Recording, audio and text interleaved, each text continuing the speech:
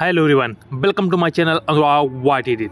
आज की क्लास में डीएलएड प्रथम सेमेस्टर के लिए विज्ञान विषय से रिलेटेड जितने भी अब तक प्रीवियस ईयर प्रश्न आपकी परीक्षा में पूछे गए हैं उन सभी प्रश्नों को यहाँ पे सॉल्व करेंगे। याद रखिएगा, आज की इस क्लास में 2023 से लेकर 2017 के मध्य जितने भी आपके परीक्षा हुए हैं उनमें जितने भी बहुविकल्पी प्रश्न पूछे गए हैं उन सभी प्रश्नों को यहाँ पे सॉल्व करेंगे। याद रखिएगा, विज्ञान सब्जेक्ट जो आपका डीएलएड में रहता है ये पेपर आपका 25 नंबर का होगा, जिसमें से 5 बहुविकल्पी प्रश्न आपके पूछे जाते हैं, इसलिए इस क्लास को आप अंत तक जरूर देखिएगा। सबसे पहला प्रश्न यहाँ पे देखेंगे, ऊर्ध्वपातज पदार्थ नहीं है। ऑप्शन आ नौसादर, ऑप्शन बा नमक, ऑप्शन सा आयोडीन, ऑप्शन दा कपूर। सबसे पहले आपको ज्ञात होना चाहिए कि ऊर्ध्वपातज पदार्थ किन्हें कहते हैं। तो ऊर्ध्वपातज पदार्थ उन्हें कहते हैं कि ऐसे पदार्थ जो ठोस से सीधे गैस में परिवर्तित हो जाते हैं उन्हें हम ऊर्ध्वपातज पदार्थ कहते हैं। अर्थात जो द्रव में परिवर्तित नहीं होते, डायरेक्ट ही वो ठोस से गैस में परिवर्तित हो जाते हैं, उन्हें ऊर्ध्वपातज पदार्थ बोला जाता है। तो इसमें जो नौसादर होता है ये डायरेक्ट आपका ठोस से सीधे गैस में परिवर्तित हो जाता है। आयोडीन और कपूर ये जो तीनों हैं ये आपके सीधे ठोस से गैस में परिवर्तित हो जाते हैं, किंतु जो नमक होता है ये आपका ठोस से सीधे गैस में परिवर्तित नहीं होता। जब भी नमक को आप पानी में डालेंगे तो वो सबसे पहले द्रव में परिवर्तित होगा और द्रव को जब इस पानी को आप गर्म करेंगे उसके बाद ही गैस में परिवर्तित होता है। इसलिए यहाँ पे जो राइट आंसर होगा वो होगा ऑप्शन नंबर आ। नेक्स्ट प्रश्न है, निम्नलिखित में से कीट बच्ची पौधा है। ऑप्शन आ निफतीज, ऑप्शन ब सनड्यू, ऑप्शन सा Venus fly trap, option the उपयुक्त सभी। तो ये सबसे पहले आपको ज्ञात होना चाहिए कि कीट बच्ची पौधे किन्हें कहते हैं। तो कीट बच्ची पौधे ऐसे पौधे होते हैं जो नाइट्रोजन की कमी को पूरा करने के लिए कीड़ों को खाया करते हैं। जिन पौधों में नाइट्रोजन की कमी होती है वो पौधे कीड़ों खाते हैं और कीट बच्ची पौधे उन्हें बोला जाता है। तो निफतीज, वीनस फ्लाई ट्रैप, सनड्यू ये सभी आपके कीट बच्ची पौधे कहलाते हैं, इसलिए राइट आंसर आपका ऑप्शन नंबर 10 सही हो जाएगा। नेक्स्ट प्रश्न है, नमक के विलयन से नमक प्राप्त करने की विधि है, अर्थात किस विधि द्वारा हम नमक प्राप्त कर सकते हैं। ऑप्शन आ वाष्पन, ऑप्शन ब छानना, ऑप्शन सा निथारना, ऑप्शन दा इनमें से कोई नहीं। याद रखिएगा, नमक के विलयन से नमक जो प्राप्त करने की विधि है वो है आपके यहाँ पे वाष्पन।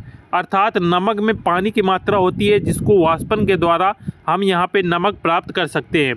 जबकि निथारना की बात की जाए तो भूसे से गेहूं को अलग करना, भूसे से गेहूं को अलग करना आपका निथारना के अंतर्गत आता है। नेक्स्ट प्रश्न यहाँ पे देखेंगे, द्रव्यमान का मानक मात्रक है। ऑप्शन आ क्विंटल, ऑप्शन बा किलोग्राम, ऑप्शन सा ग्राम, ऑप्शन दा टन। याद रखिएगा, द्रव्यमान का मानक मात्रक किलोग्राम होता है और ये 2023 के पेपर में सभी प्रश्न पूछे गए हैं। याद रखिएगा, द्रव्यमान का मानक मात्रक किलोग्राम होता है और किलोग्राम को याद रखिएगा साल्ट फॉर्म में यहाँ पे हम केजी द्वारा भी इस प्रकार से प्रदर्शित करते हैं, अर्थात साल्ट में इसे केजी भी लिखा जा सकता है। नेक्स्ट पॉइंट याद रखिएगा कि 1 केजी बराबर अर्थात 1 किलोग्राम बराबर 1000 ग्राम होता है, ये भी पॉइंट आपको याद रखना है। नेक्स्ट पॉइंट याद रखना है कि 1 क्विंटल में 100 किलोग्राम होते हैं, ये भी याद रखिएगा कि 1 क्विंटल बराबर 100 किलोग्राम होता है। और नेक्स्ट है टन, तो 1 टन में आपके 1000 किलोग्राम होते हैं। ये सभी पॉइंट याद रखिएगा कि 1 टन में 1000 किलोग्राम होते हैं और 1 क्विंटल में आपके 100 किलोग्राम होंगे और 1 किलोग्राम बराबर 1000 ग्राम होता है। ये सभी पॉइंट याद रखिएगा क्योंकि एग्जाम में आपसे इनसे भी प्रश्न बन सकते हैं। 2023 के परीक्षा में पूछा गया ये अंतिम प्रश्न यहाँ पे देखेंगे, प्रकाश संश्लेषण में उत्पन्न होने वाली ऑक्सीजन निकलती है। ऑप्शन आ जल से, ऑप्शन बा कार्बन डाइऑक्साइड से, ऑप्शन सा शर्करा से, ऑप्शन दा पर्णहरित से। प्रकाश संश्लेषण से उत्पन्न होने वाली जो ऑक्सीजन होती है वो याद रखिएगा जल से यहाँ पे निकलती है, राइट आंसर हो जाएगा ऑप्शन नंबर आ। 2023 के बाद अब हम देखेंगे 2022 के पेपर में पूछे गए सभी प्रश्नों को। पहला प्रश्न है, कोशिका भित्त पाई जाती है।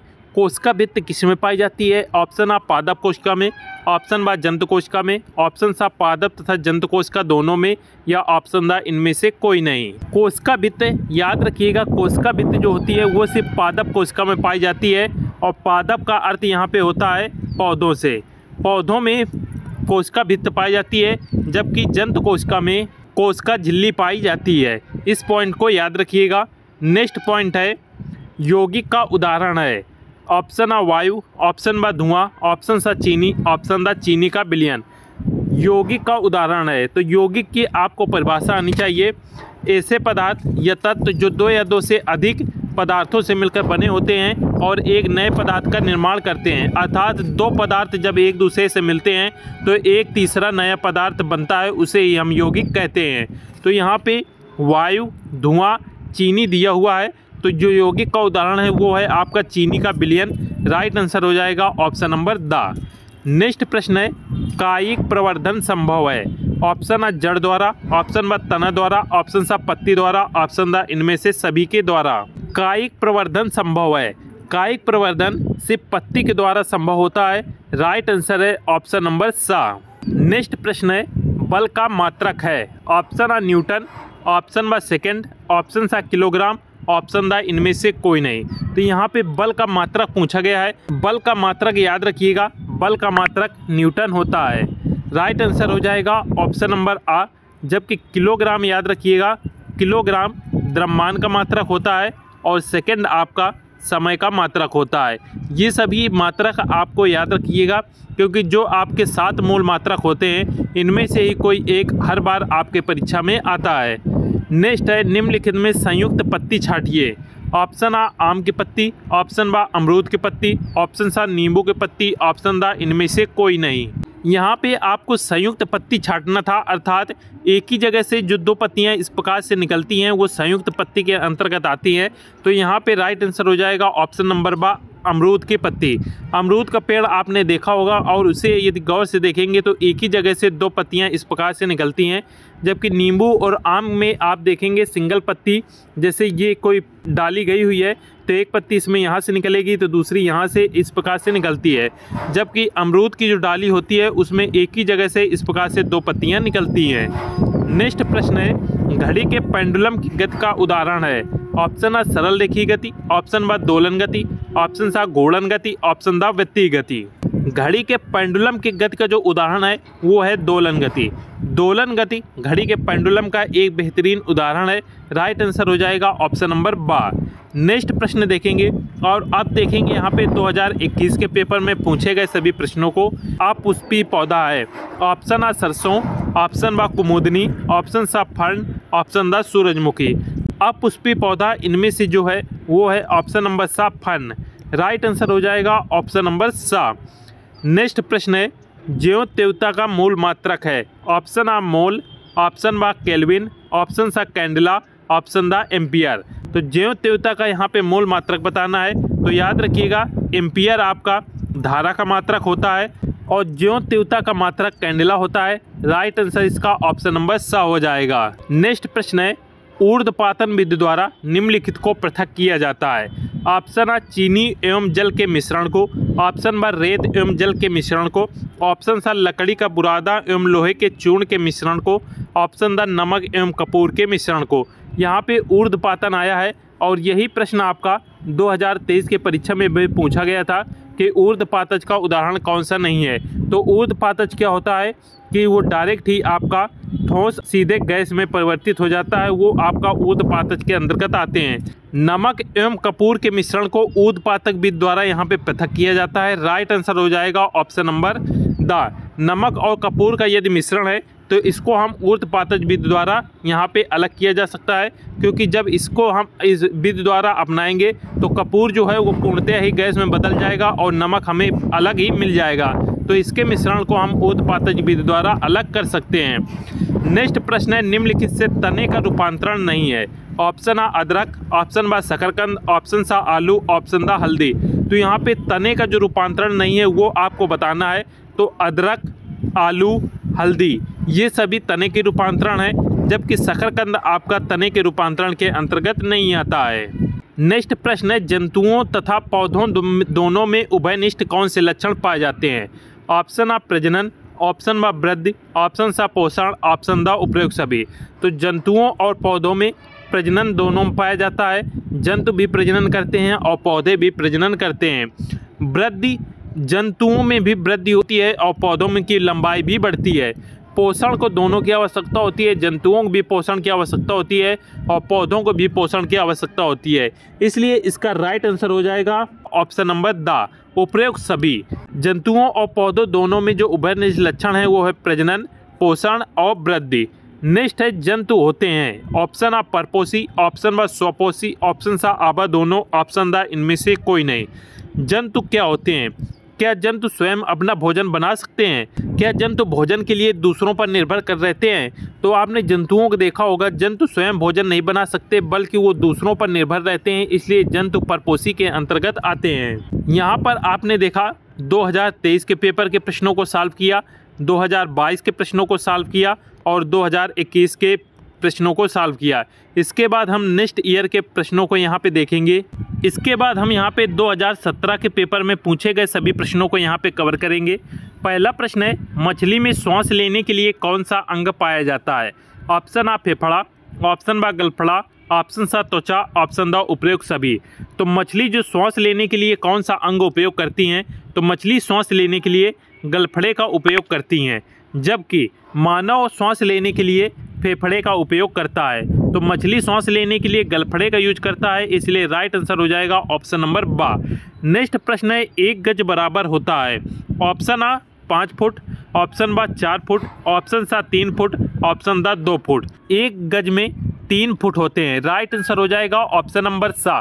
साथ में याद रखिएगा कि 1 फुट बराबर 12 इंच होता है, इस पॉइंट को भी याद रखिएगा।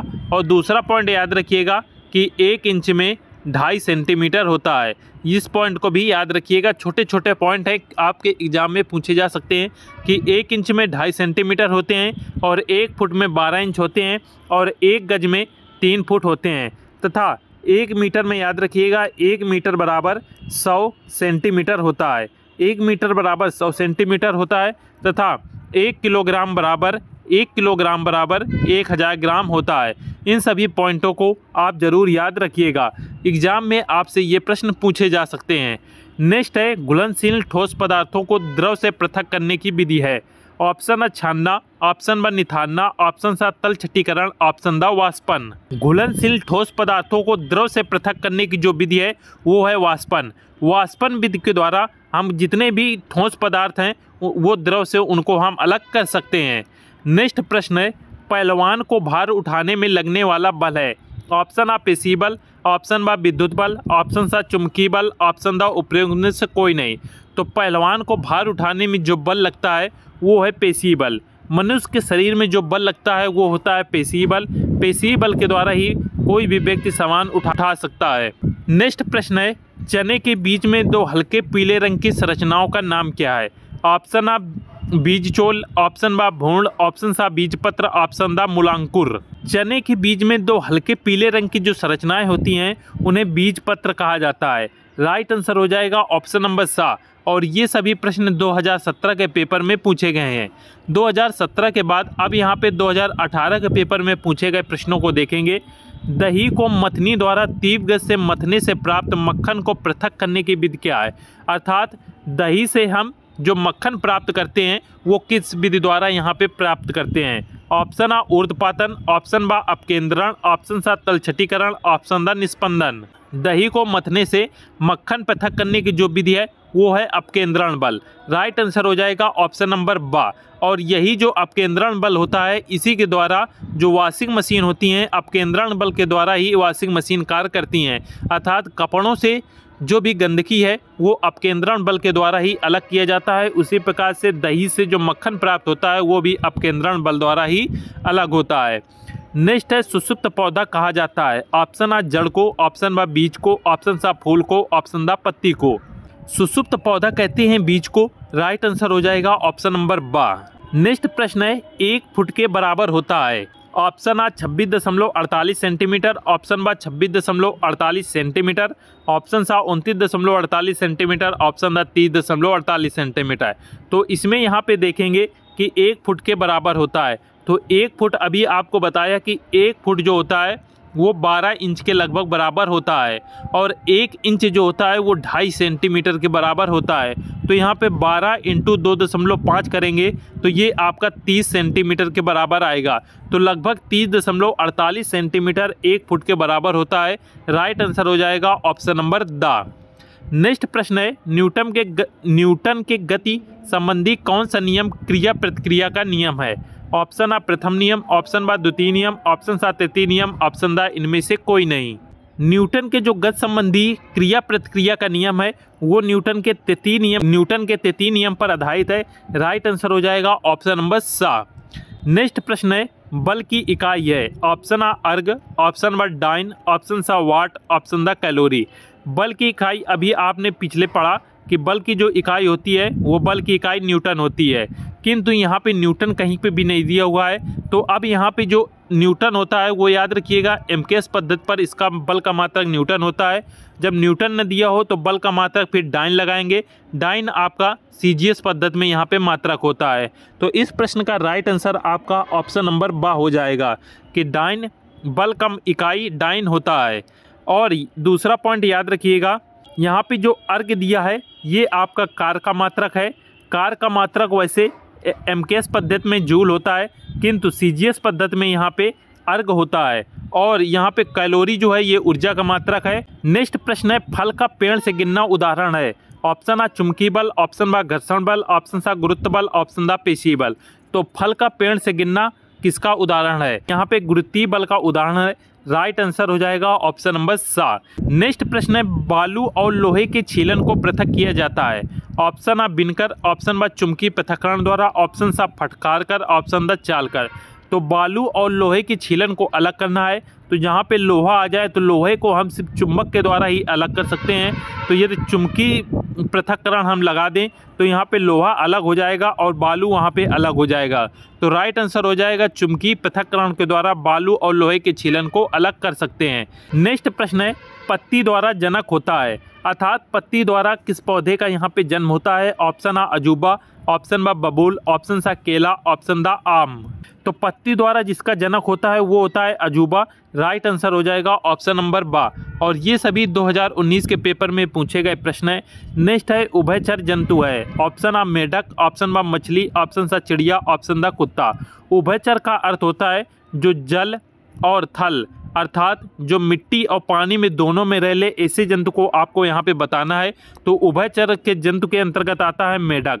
मेढक आपका एक उभयचर होता है, ये पानी के अंदर भी रह लेता है और पानी के बाहर भी रह लेता है, जबकि मछली से पानी के अंदर रह पाती है और कुत्ता और चिड़िया सिर्फ पानी के बाहर ही रह पाते हैं। नेक्स्ट है, द्रव्यमान का मानक मात्रक है। ऑप्शन आ कुंटल, ऑप्शन बा किलोग्राम, ऑप्शन सा ग्राम, ऑप्शन दा न्यूटन। द्रव्यमान का मानक मात्रक किलोग्राम होता है। राइट आंसर हो जाएगा ऑप्शन नंबर बा। और ये प्रश्न 2019 में पूछा गया था और 2023 में भी पूछा गया है। ये रिपीटेड प्रश्न है। यहाँ पे देखेंगे कि 1 कुंटल बराबर याद रखिएगा 100 किलोग्राम होता है और 1 किलोग्राम में याद रखिएगा 1000 ग्राम होता है। और जो न्यूटन होता है यहाँ पे न्यूटन आपका बल का मात्रक होता है। ये सभी पॉइंट हो गए इससे रिलेटेड। आज की क्लास में हमने 2023 से लेकर 2017 तक के सभी बहुविकल्पी प्रश्नों को यहाँ पे कवर कर दिया है। आप सभी लोग वीडियो को लाइक ज़रूर कर दीजिएगा और दोस्तों के साथ शेयर अवश्य कीजिएगा। और किसी प्रश्न में किसी प्रकार का डाउट हो तो आप कमेंट करके ज़रूर पूछिएगा। मिलते हैं नेक्स्ट वीडियो में। जय हिंद।